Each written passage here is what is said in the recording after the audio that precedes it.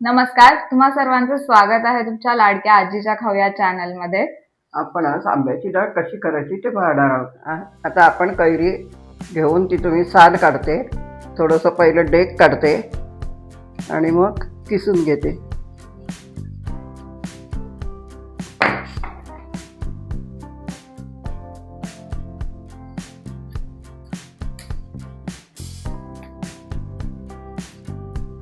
आता कैरी सालं काढून झालेली आहेत, मी किसून घेते आणि जसं कैरी आंबट गोड कसं असेल त्याप्रमाणे ते लागतं घालायला।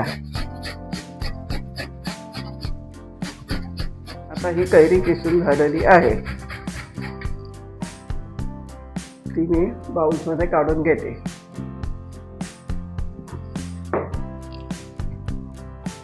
आता मी पुरणाचं मशीन घेतलेलं आहे, त्याच्यात डाळ वाटते आणि त्याच्यात डाळ वाटली की सगळी सारखी येते। आणि तिखट न घालता थोड्याशा मिरच्या घालते, नाहीतर त्याच्याबरोबर वाटले जाते।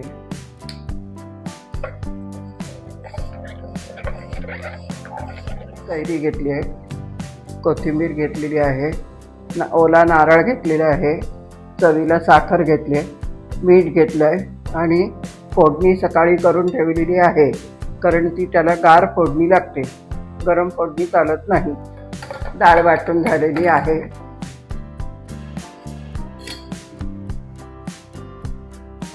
आता त्याच्यात कैरी घालते, आपल्याला जशी कैरी आंबट गोड कसं हवं असेल तसं कैरी घालायची आणि कोथिंबीर घालते,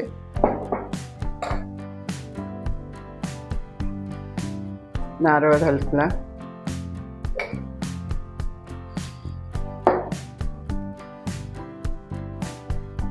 चवीसाठी साखर चिमटीभर घातली,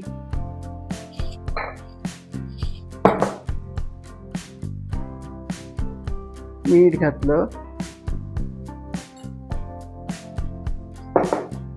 कैरी जरा ढवळून घेते, म्हणजे कैरी त्याला लागली पाहिजे।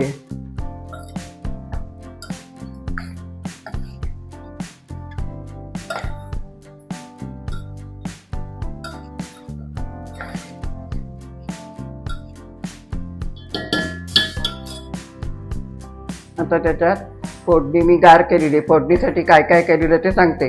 मोहरी घेतली, हिंग घेतला, हळद घेतली, थोडंसं तिखट घातलं आणि थोड्या सुक्या मिरच्या घातलेल्या आहेत। त्याची फोडणी सगळी गार करून घेतली, पण गार नाही केली तर ती चालत नाही, खराब होते। आता ते फोडणी घालून ढवळून घेते।